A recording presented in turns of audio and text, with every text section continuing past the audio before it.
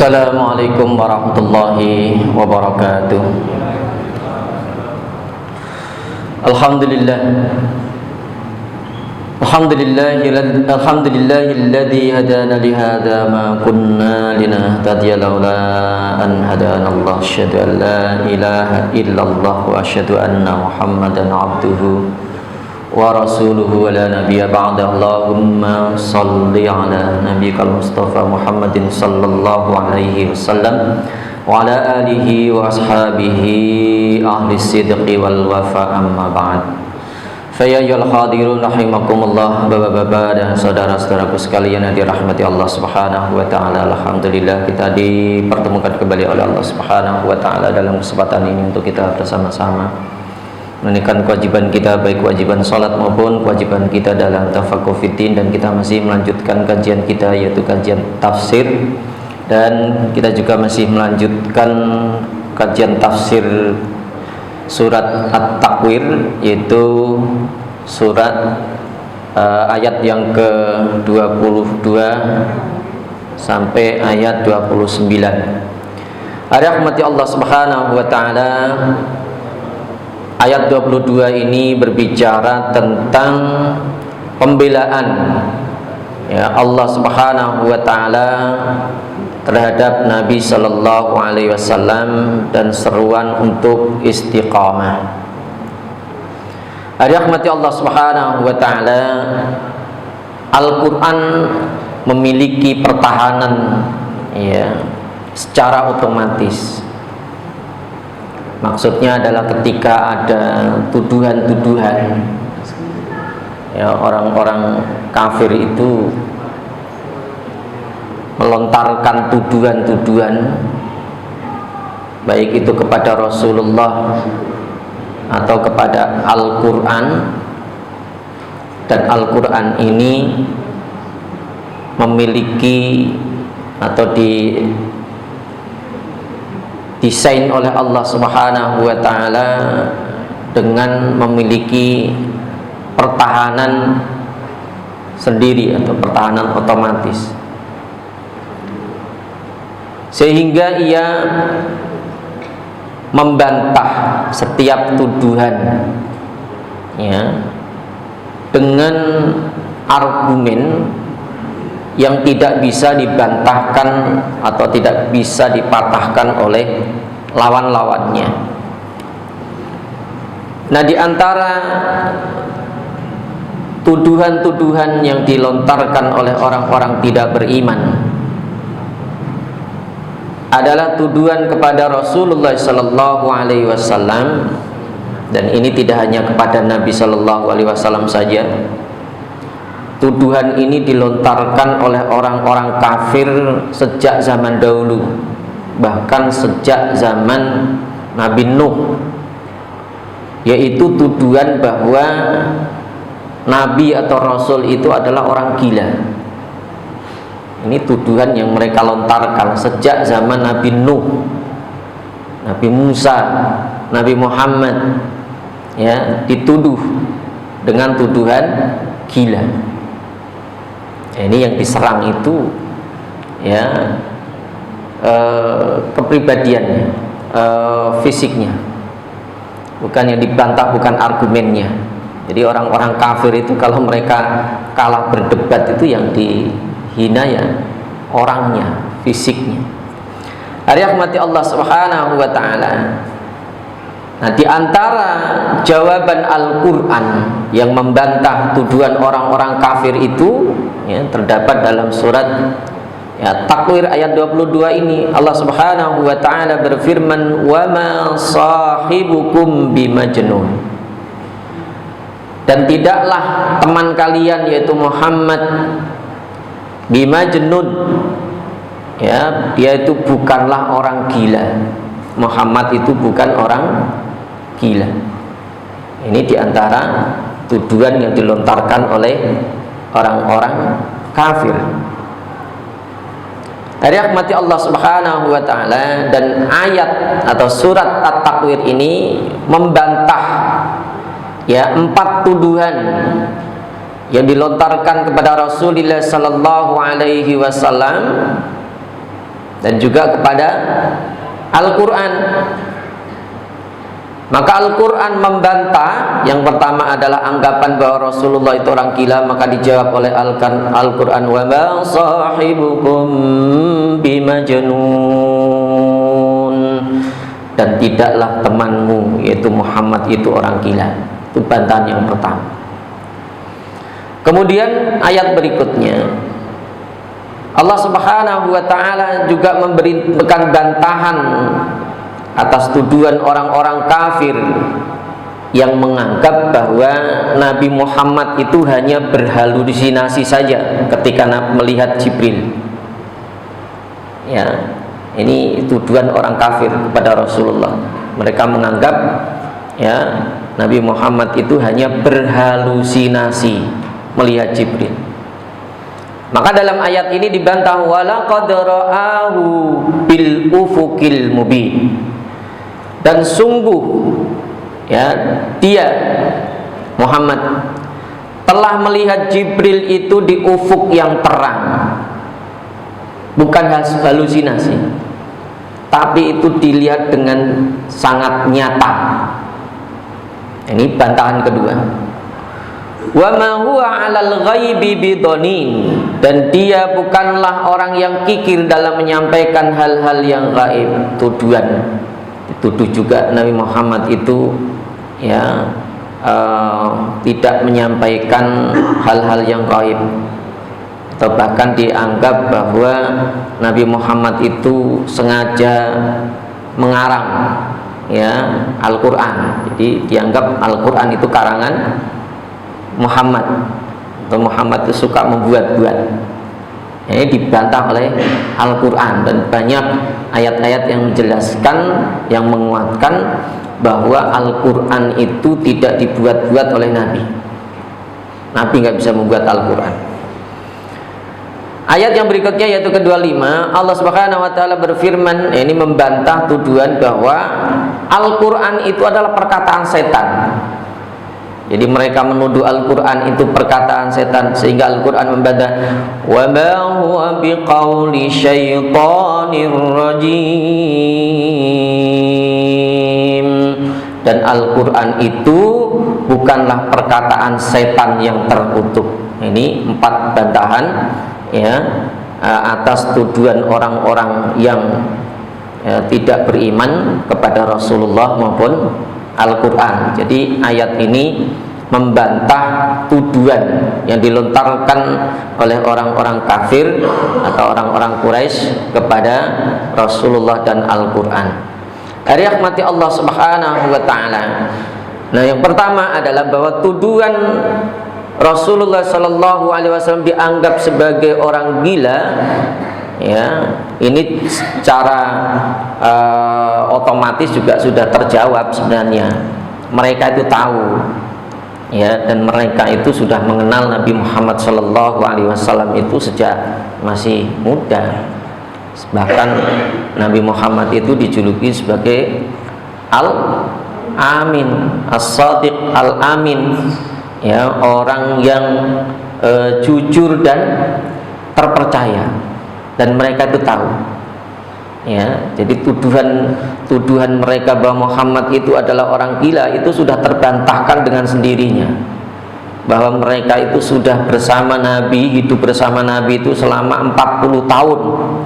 Ya, mereka sangat mengenal Nabi itu seperti apa. Rahmati Allah Subhanahu wa ta'ala. Nah, ini yang sering dilontarkan oleh orang-orang tidak beriman, ya, menuduh bahwa pembawa kebenaran itu dilabeli dengan label negatif. Ini sudah cara-cara yang ditempuh oleh orang-orang zaman dahulu, dari zaman dahulu, sejak zaman Nabi Nuh. Ya, jadi kalau ada orang sekarang, ulama, kiai, ya, dituduh ya aneh-aneh, dituduh dengan hal-hal yang negatif, ya, bahkan dituduh dengan melakukan kemesuman dan sebagainya, itu bukan hal yang baru, ya, bukan hal yang baru. Nabi Muhammad itu dituduh sebagai orang gila, bahkan nabi-nabi sebelumnya juga dianggap sebagai orang gila, ya. Ini karena mereka sebenarnya tidak bisa membantah kebenaran yang dibawa oleh Rasulullah Sallallahu Alaihi Wasallam, sehingga untuk melawannya itu dilontarkanlah itu perkataan-perkataan negatif, ya, dilabeli dengan label-label negatif. Ini pola yang seperti itu sudah berulang sepanjang sejarah, ya. Itu bukan hal yang baru. Rahmati Allah Subhanahu wa taala. Nah, Nabi Nuh pernah dituduh sebagai orang gila. Nabi Musa juga pernah dituduh sebagai orang gila, tukang sihir, ya. Nabi Isa juga dituduh penipu.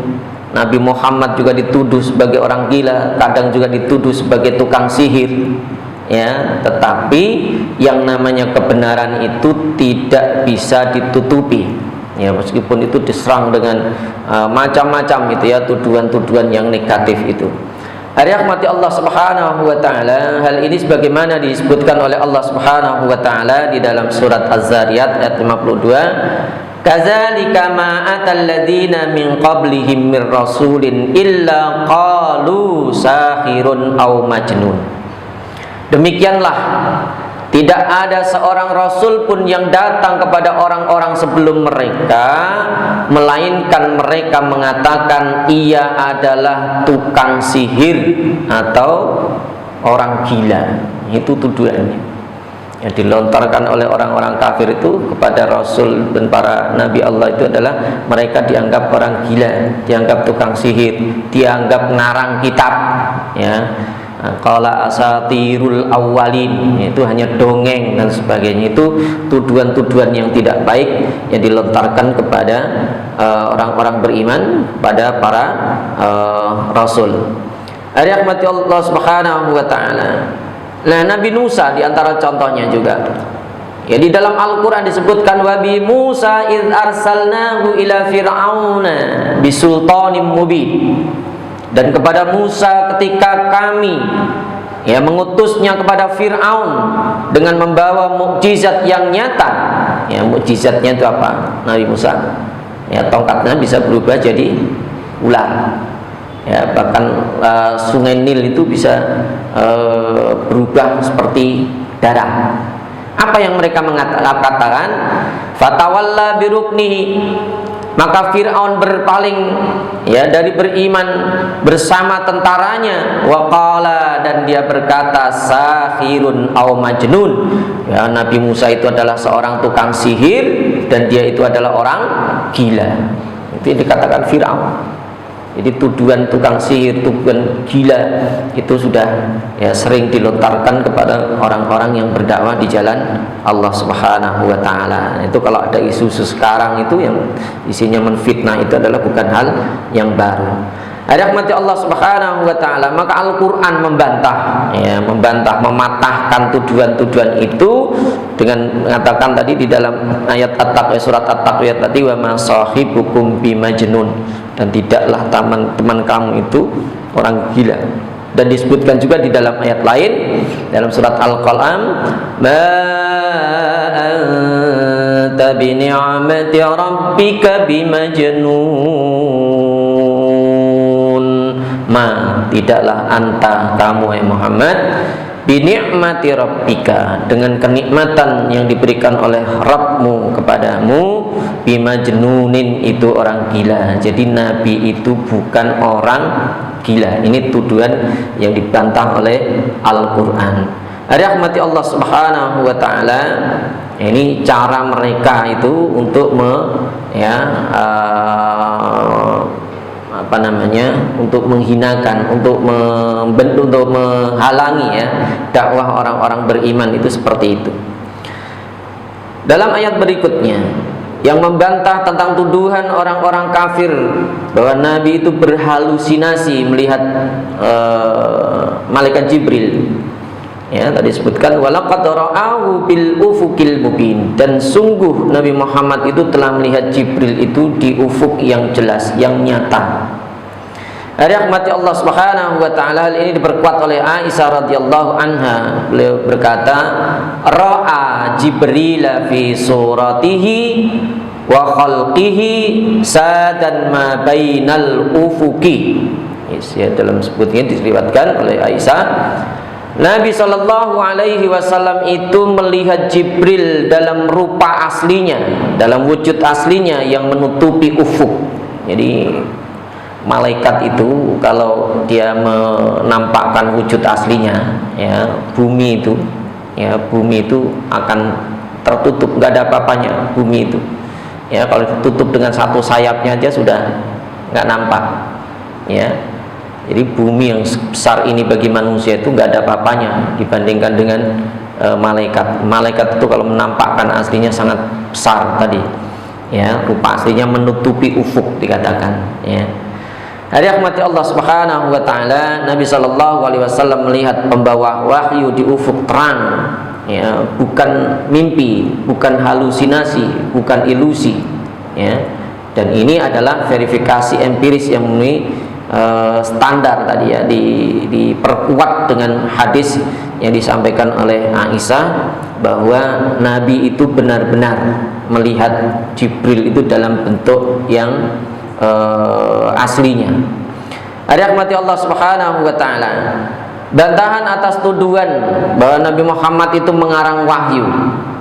Jadi disampaikan wa ma huwa 'alal ghaibi bidhanin, dan dia bukanlah orang yang kikir dalam menyampaikan hal-hal yang gaib, karena dianggap Nabi Muhammad itu tidak fair, tidak jujur ya menyampaikan wahyu. Bahkan dianggap Nabi Muhammad itu mengarang Al-Qur'an. Ada rahmati Allah Subhanahu Wa Taala. Nah, ayat ini membantah Nabi itu tidak pelit, Nabi itu tidak pernah menyembunyikan rahasia langit, ya.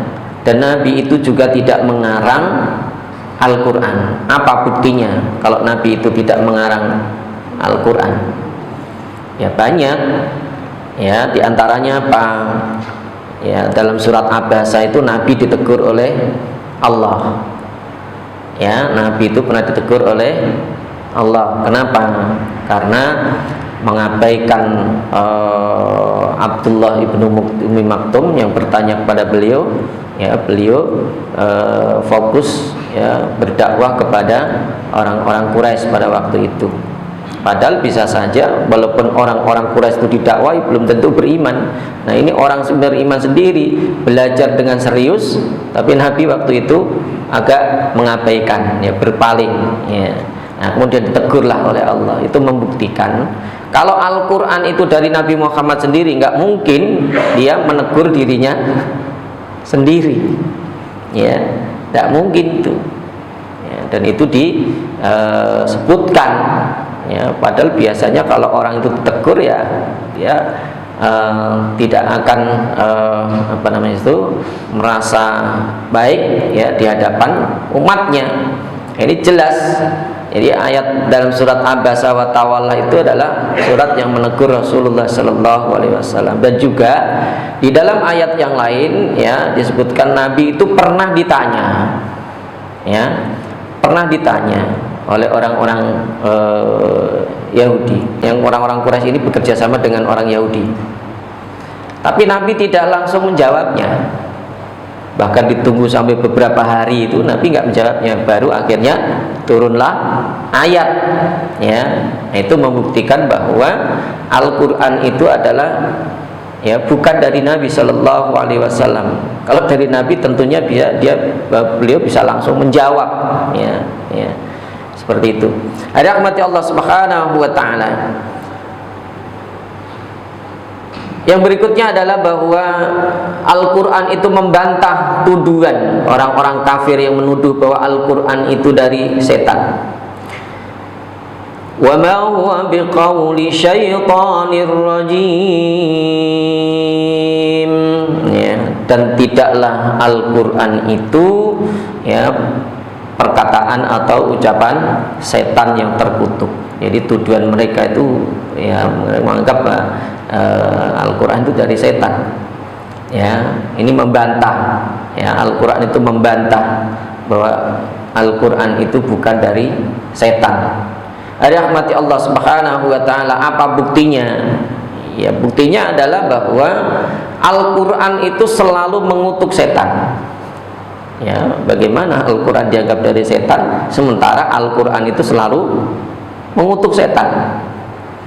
Ya, syaitonir rajim. Syaitan itu setan, ar-rajim itu yang terkutuk. Bagaimana kalau Al-Qur'an itu dari setan malah mengutuk ya setannya itu sendiri? Nah, ini bantahan ya terhadap tuduhan orang-orang yang tidak beriman yang menganggap bahwa Al-Qur'an itu dari setan. Dan bahkan Al-Qur'an juga memerintahkan untuk berlindung dari setan. Ya, kalau kita membaca Al-Qur'an kita diperintahkan idza qara'tal Qur'ana fasta'id billahi minasyaitonir rajim. Bila kamu membaca Al-Qur'an maka berlindunglah kepada Allah dari setan yang terkutuk. Dan juga bahwa Al-Qur'an itu adalah kitab yang membawa hidayah, membawa petunjuk. Ya, membawa petunjuk untuk menuju kepada Allah Subhanahu wa taala. Sehingga dengan demikian tuduhan bahwa Al-Qur'an itu adalah setan dari setan itu tuduhan yang keliru.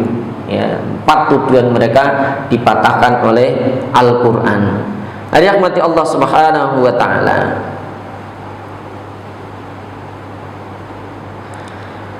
Ayat berikutnya, setelah Allah mematahkan ya tuduhan orang-orang kafir ini kepada Rasulullah dan juga kepada Al-Qur'an, Allah Subhanahu wa taala melontarkan sebuah pertanyaan. Yang pertanyaan ini tentunya tidak bisa mereka jawab. Yaitu di dalam surat At-Takwir ayat 26. Fa aina tadhhabun? Fa aina, maka kemana? Ya, tazhabuna, kalian akan pergi, kalian akan mengelak, kalian akan menghindar. Jadi ketika argumen mereka, tuduhan mereka ya dipatahkan oleh Al-Qur'an, maka Allah bertanya, ya kemana kalian akan pergi? Ya, ini adalah bantahan ya yang mematahkan ya seluruh argumen orang-orang tidak beriman, runtuh total ya tuduhan-tuduhan mereka. Maka Allah pun melontarkan pertanyaan yang telak yang tidak bisa dijawab oleh mereka. Fa aina tadhhabun? Lalu mau kemana kalian akan pergi? Ya, mereka tidak bisa mematahkan itu. Rahmati Allah Subhanahu wa taala. Imam Ar-Razi menjelaskan bahwa struktur argumentasi yang dibangun oleh Al-Qur'an ketika semua jalan bantahan telah ditutup oleh Al-Qur'an tadi keempatnya, maka tidak ada lagi ruang lari bagi mereka.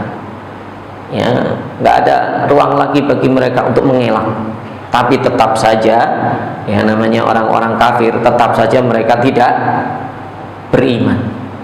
Jadi walaupun argumennya itu sudah dipatahkan ya dengan telak oleh Al-Qur'an, tetap saja mereka tidak menerima dan mereka tidak mau beriman. Maka dikatakan oleh Ibnu Asyur, ablagu ayatin fil istifham al-inkari al-ilzami. Ini adalah ya ayat yang paling kuat dalam bentuk pertanyaan retoris yang memojokkan. Ya, tentu saja mereka tidak bisa menjawab ketika ditanya fa aina tadhhabun. Imam Al-Qurtubi dalam Jami' Al-Ihkam Al-Qur'an beliau menambahkan ai ila ayyi tariqin taslukuna ba'da hadzal bayan wa qad batalat hujjajukum kulluha. Ya, Imam Al-Qurtubi menjelaskan jalan mana yang akan kamu tempuh setelah penjelasan ini, sementara semua argumenmu telah dipatahkan. Ini ya, menjelaskan bahwa Al-Qur'an itu ya, ketika membantah argumen-argumen yang miring itu, ya mereka dibuat tidak bisa menjawab lagi, tidak bisa berargumen lagi, tidak bisa mengelak lagi. Rahmati Allah Subhanahu wa taala. Dan ini juga pertanyaan ya yang dilontarkan Al-Qur'an tidak hanya dilontarkan setelah mereka tidak bisa mematahkan kembali argumen yang disampaikan oleh Al-Qur'an, dan ini juga bantahan kepada mereka ya, pertanyaan untuk mereka ya nanti di akhirat.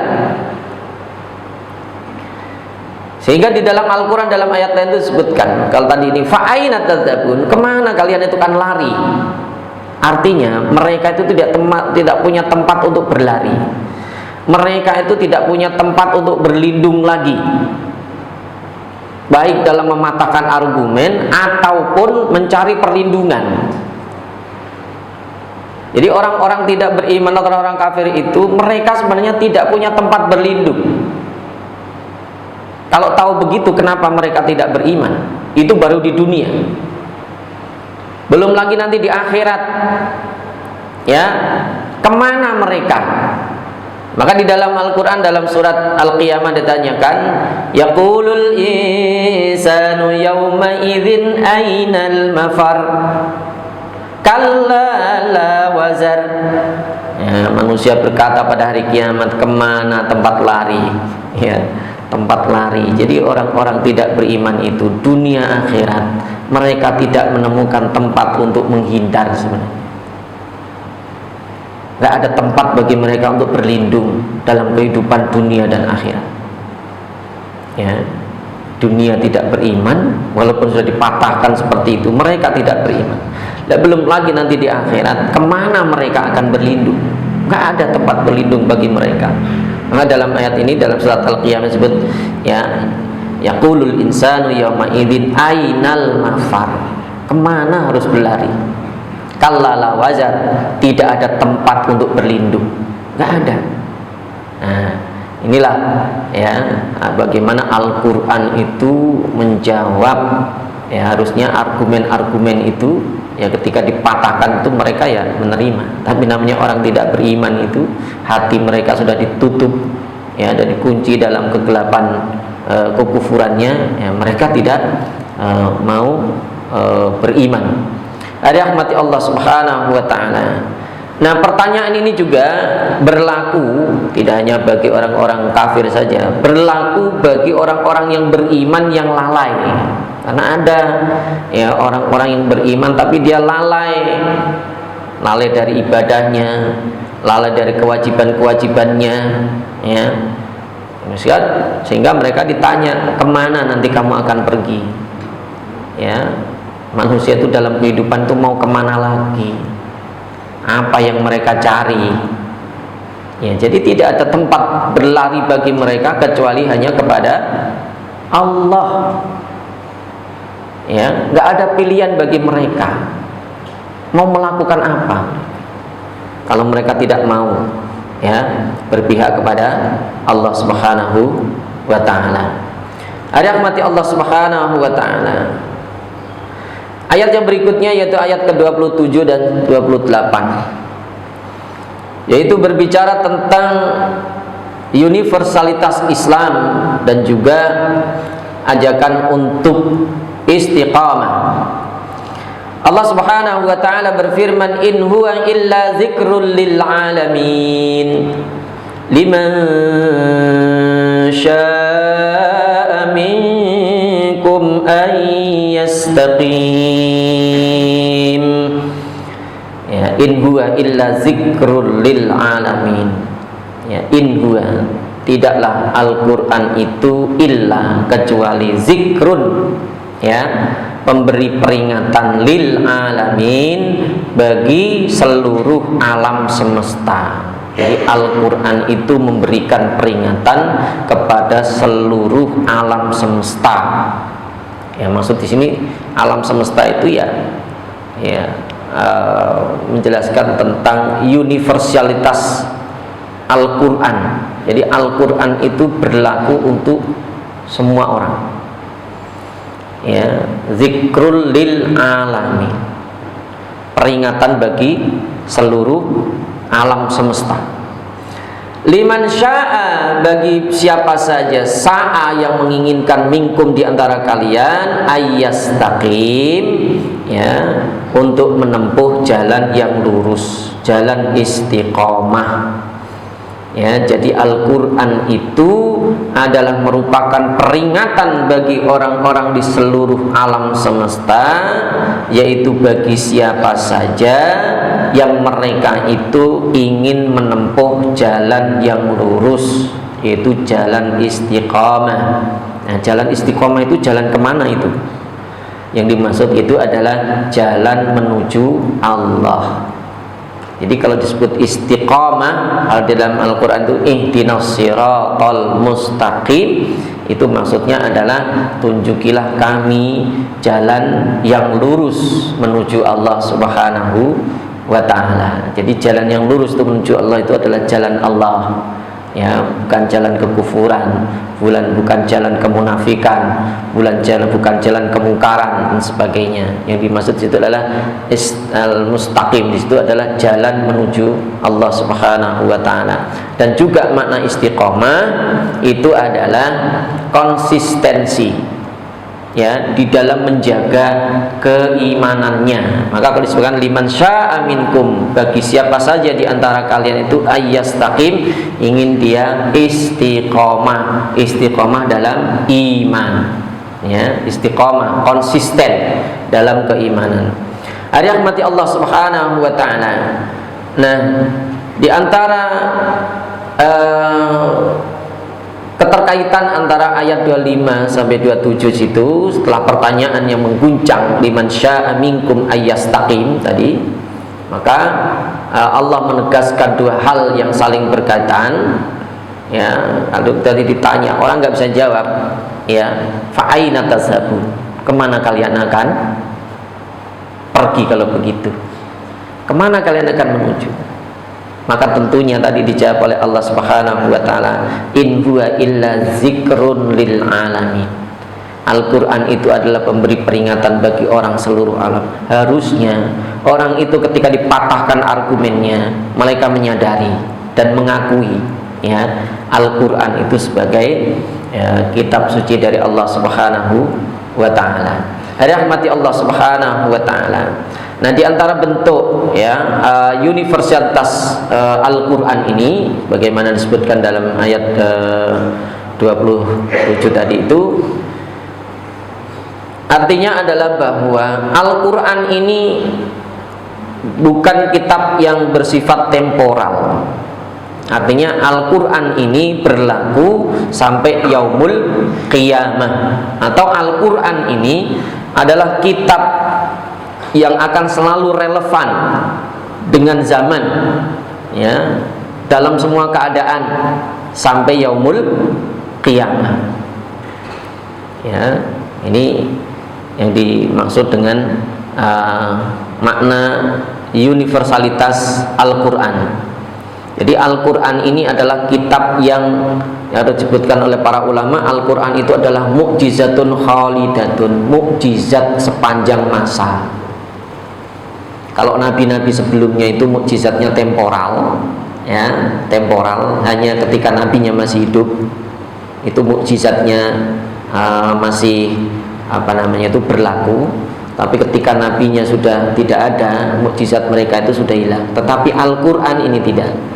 Al-Quran itu kemukjizatannya adalah sepanjang masa. Meskipun Nabi Muhammad sudah meninggal dunia, tapi kemukjizatan Al-Quran itu tidak pernah berakhir. Karena di antara mukjizat Al-Quran itu adalah mukjizat ilmu pengetahuan, ya, mukjizat saintifik. Jadi kalau dikaji Al-Quran itu dari aspek sains, itu banyak sekali pelajaran-pelajaran yang bermanfaat, ya, dari sisi saintifik, dari sainsnya. Sehingga Ibnu Abbas itu, beliau mengatakan Al-Quran itu semakin zaman makin maju, semakin dipelajari, maka ditemukan makna-makna baru di dalam Al-Quran. Ayatnya sudah lama, ya, tetapi ketika dikaji, ketika dipelajari dengan zaman yang baru, dengan keilmuan yang baru, itu tetap akan ditemukan makna-makna yang baru yang selalu relevan dengan zamannya. Jadi Al-Quran ini tidak akan lekang dengan waktu, ya, selalu baru dan baru, walaupun sudah diturunkan sejak 1400 tahun yang lalu. Rahmati Allah Subhanahu wa taala. Dan juga makna universalitas di situ adalah bahwa Al-Quran itu diperuntukkan oleh semua bangsa, semua peradaban, baik orang Arab, orang non-Arab, orang Timur, orang Barat. Ya, Al-Quran itu untuk semua orang, zikrun lil alamin. Jadi tidak terbatas oleh bahasa, tidak terbatas oleh budaya, tidak terbatas oleh wilayah, tapi itu berlaku kepada seluruh manusia. Ya, dan ini keutamaan Al-Quran itu yang tidak bisa dibandingkan dengan kitab-kitab yang lain. Jadi sifatnya adalah universal, menyeluruh, ya, dan mencakup seluruh aspek kehidupan juga. Ya, seluruh aspek kehidupan itu disebutkan di dalam Al-Quran itu, ma faratna fil kitabi min syai'. Tidaklah kami itu meninggalkan suatu apapun kecuali semuanya sudah ada di dalam Al-Quran. Ya, bahkan dikatakan fihi ulumul awwalina wal akhirin. Di dalam Al-Quran itu sudah mencakup ilmu orang-orang terdahulu dan orang-orang yang masa depan, masa mendatang. Tadi bisa dipahami dengan selalu pemahaman yang baru. Hari rahmati Allah Subhanahu wa ta'ala. Nah, juga makna universalitas ini, bahwa Al-Quran itu berlaku bukan hanya untuk manusia, bahkan untuk jin. Ya, jadi bukan hanya dunia manusia saja. Ya, karena diturunkan oleh Allah itu min rabbil alamin.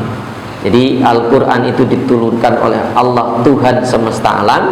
Dan Al-Quran itu juga diperuntukkan oleh Allah untuk seluruh alam semesta, tidak hanya dalam dunia manusia, juga dalam dunia jin. Ya, jadi jin itu juga petunjuknya adalah menggunakan Al-Quran.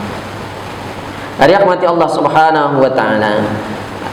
Hal ini juga diperkuat oleh Al-Quran itu sendiri, bahwa Allah Subhanahu wa ta'ala berfirman, wa ma arsalnaka illa kaffatan linnasi basyiran wa nazira. Wa ma arsalnaka, dan kami tidak mengutusmu wahai Muhammad kecuali kepada seluruh manusia, sebagai pembawa berita gembira dan pemberi peringatan. Jadi Nabi Muhammad itu bukan hanya nabinya umat Islam, ya, tapi untuk umat seluruh manusia. Bahkan tidak hanya manusia tadi, jin juga itu nabinya ya Nabi Muhammad. Bahkan jin itu juga belajar langsung kepada Rasulullah Sallallahu Alaihi Wasallam. Dari rahmati Allah Subhanahu wa ta'ala. Di dalam ayat lain dalam surat Al-A'raf, Allah Subhanahu wa ta'ala juga berfirman, qul ya ayyuhan nasu inni rasulullahi ilaikum jami'a. Katakanlah wahai Muhammad, wahai manusia, ini bahasanya wahai manusia, bukan ya wahai orang-orang beriman. Ya, Allah merintahkan kepada Rasulullah sallallahu alaihi wasallam, wahai manusia, ya, ini sesungguhnya aku Rasulullah ilaikum jami'a, adalah utusan Allah untuk kalian semua.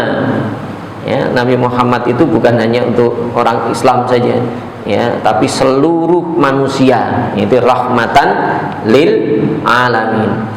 Rahmati Allah Subhanahu wa ta'ala. Dan Nabi sallallahu alaihi wasallam juga menegaskan dalam hadisnya, wa kana Nabi sallallahu alaihi wasallam yub'atsu ila qaumihi dan Nabi sallallahu alaihi wasallam diutus oleh Allah, ya, kepada kaumnya secara khusus, dan juga diutus kepada manusia secara umum atau secara keseluruhan. Rahmati Allah Subhanahu wa ta'ala. Belum bisa. Udah. Monggo adzan. Allahu akbar.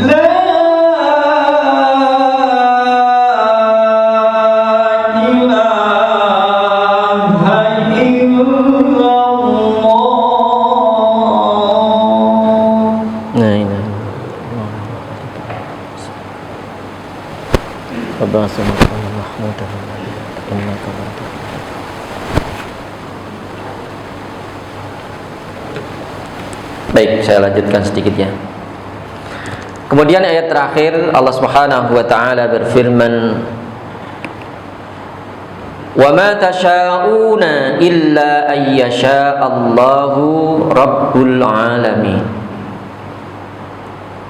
Dan kamu tidak dapat menghendaki, ya, menempuh jalan itu, jalan istiqamah, kecuali apabila dikehendaki oleh Allah Subhanahu wa taala Rabbul Alamin, yaitu Tuhan seluruh alam. Tadi dikaitkan antara ayat 28 dengan 29. In huwa illa zikrul lil alamin. Al-Qur'an itu adalah pemberi peringatan kepada manusia di seluruh alam semesta. Liman sya'a.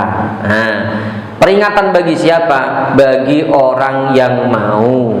Ya, liman sya'a minkum, dari kalian, ayyastaqim, untuk istiqomah. Disebutkan tuh liman sya'a, bagi orang yang mau, ya, untuk istiqomah. Al-Quran itu peringatan bagi orang-orang seluruh alam, yaitu bagi orang-orang yang mau istiqomah di jalan Allah Subhanahu wa ta'ala. Jadi sebutkan di situ liman sya'a, bagi orang yang mau.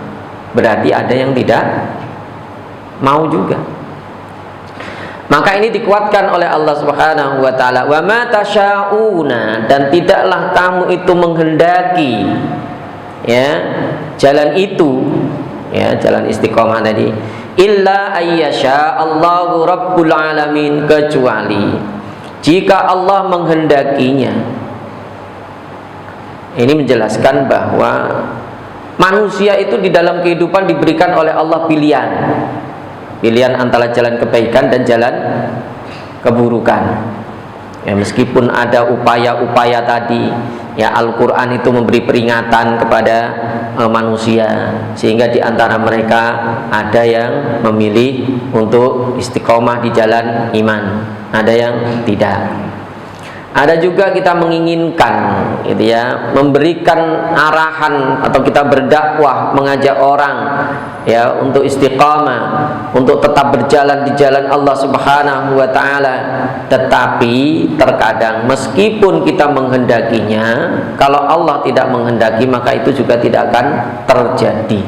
Contohnya, ya, kita berdakwah, ya, kurang apa para nabi, Nabi Nuh, ya, Nabi Muhammad, ya, berdakwah kurang apa, ya, bahkan kalau Nabi Muhammad itu berdakwah menginginkan paman yang paling dicintainya, yaitu Abu Thalib, ya, menginginkan bahwa pamannya itu mau beriman di akhir hayatnya, meskipun itu hanya mengucapkan syahadat saja di akhir hayatnya. Tapi, ya, walaupun Nabi Muhammad menginginkan pamannya itu mengucapkan syahadat, itu tidak terjadi. Jadi manusia menginginkan, tapi kalau Allah tidak menghendaki, ya tidak akan terjadi. Ini kaitannya nanti dengan takdir. Ya, usaha manusia itu perlu dilakukan, ya, mendakwai orang, ajak orang. Kita juga berupaya untuk selalu istiqomah di jalan Allah. Tetapi kan itu kehendak manusia. Ya, kehendak manusia itu di bawah kehendak Allah.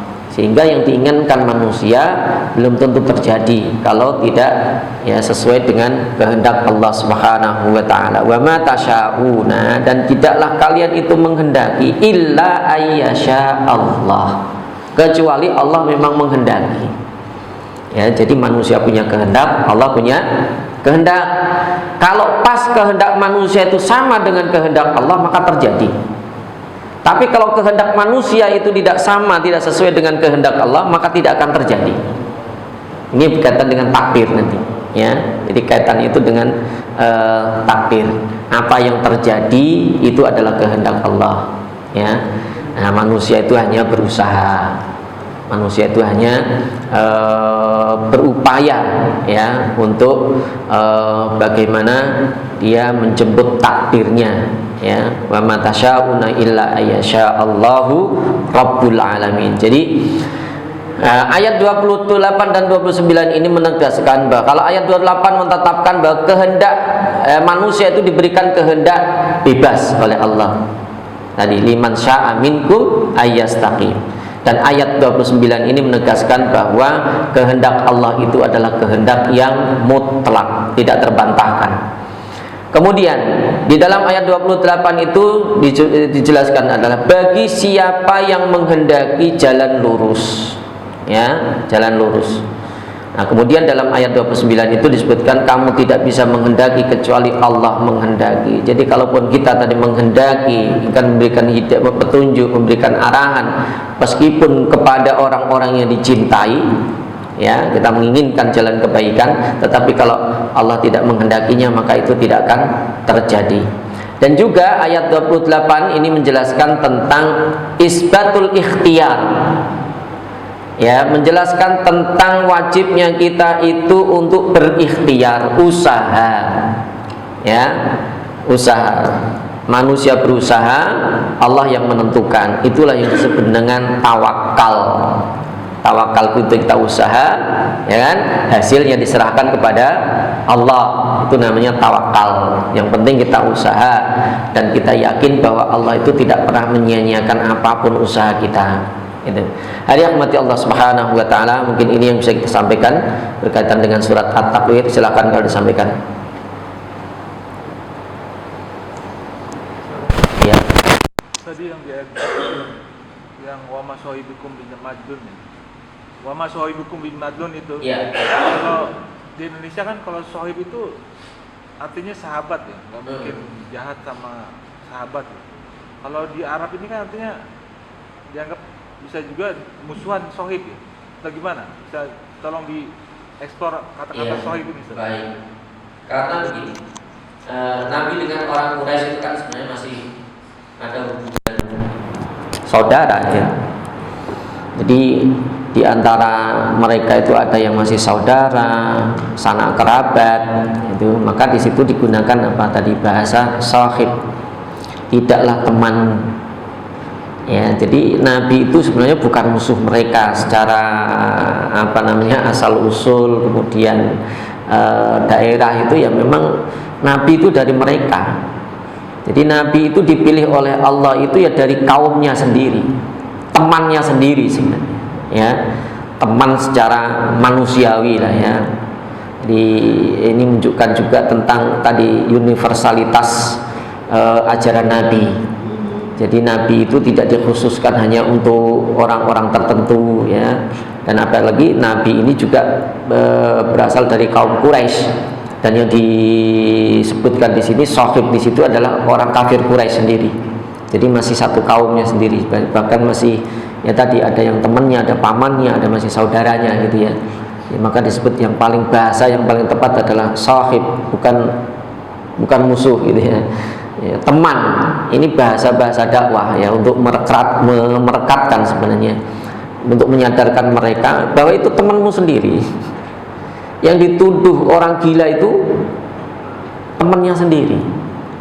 Ini jangan sampai juga kita menuduh teman kita, saudara kita itu kadang itu terjadi gitu ya, sama temannya sendiri menuduh atau membuat fitnahan yang tidak baik gitu ya. Jadi ini menyadarkan juga ya kepada orang-orang kafir Quraisy itu bahwa yang mereka musuhi itu sebenarnya masih temannya sendiri, bukan orang lain itu ya. Baik, ada yang lain? Baik, Pak.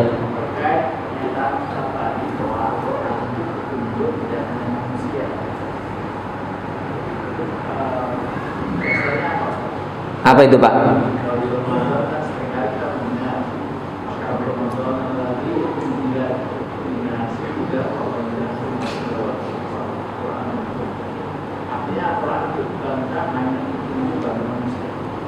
Oh.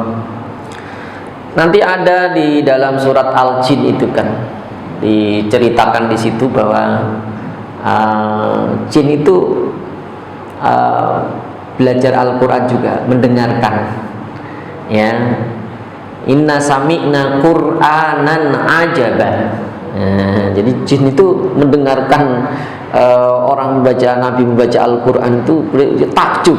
Qur'anan ajaba, Al-Quran yang menakjubkan. Dan Nabi mengetahui kalau jin itu belajar, bahkan memang Nabi juga diajak untuk ke tempat untuk belajar gitu ya. Memang sengaja ya, jinnya itu belajar pada Rasulullah SAW, belajar Al-Quran ada, maka khusus dalam surat Al-Jin itu disebutkan gitu ya. tentang itu. Jin itu mendengarkan langsung ya Al-Quran. Ini yang dimaksud adalah jin-jin yang beriman ya, karena jin itu nabinya juga manusia ya. Tidak ada khusus untuk nabi dari bangsa jin, tidak. Jadi nabinya itu adalah dari manusia itu sendiri ya, ada di dalam surat itu sendiri, dari surat Al-Jin itu sendiri. Inna sami'na Qur'anan ajaban ya, itu kami mendengar Al-Quran yang menakjubkan, itu disebutkan di situ ya. Surat Al-Baqarah yang pas Ramadan itu bilangnya untuk manusia, hudal linnasi wa bayyinatin minal huda wal furqan ya. Jadi Al-Quran itu adalah disebutkan, ini sebenarnya tidak hanya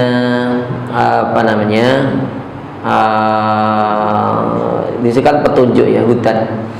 Di dalam kitab Taurat itu sebenarnya juga fihi hudaw wa nur. Jadi Al-Quran maupun kitab-kitab Allah yang lain itu adalah petunjuk dan cahaya ya, petunjuk dan cahaya. Fihi hudaw wa nur, walaupun disebutkan hudal linnasi wa bayyinatin minal huda wal furqan ya, tapi di situ tidak hanya dikhususkan untuk manusia saja ya. Memang di dalam ayat itu disebutkan hudan linnas, nas secara umum ya, petunjuk bagi manusia, seluruh manusia bahkan ya. Dia juga menjelaskan Al-Quran itu bersifat universalitas, bukan hudan lil muslimin, bukan, tapi hudan linnas ya. Itu menjelaskan tentang universitas Al-Quran tadi, bahwa itu untuk seluruh manusia ya. Ya, karena memang aslinya manusia itu kan lebih sering itu berinteraksi dengan sesama manusia.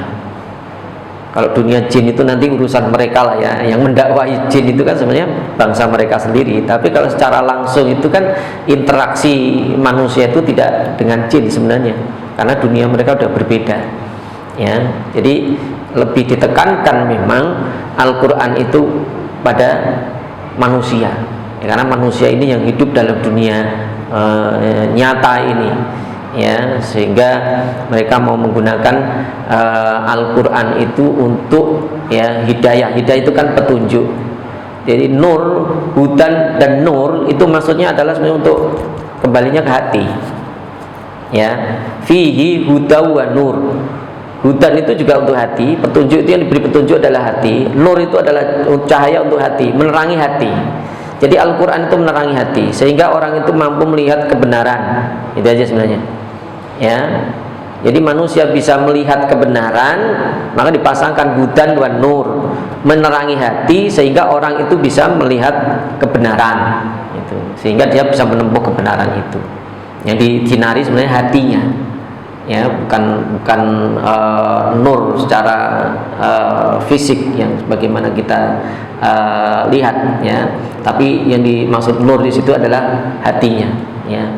Nah, itulah yang disebut nanti akal, kecerdasan. Jadi kecerdasan manusia itu disebutkan al-aqlu huwa nurun fil qalbi.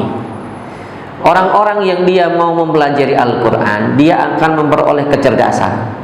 Itulah disebut oleh Allah sebagai al-aql.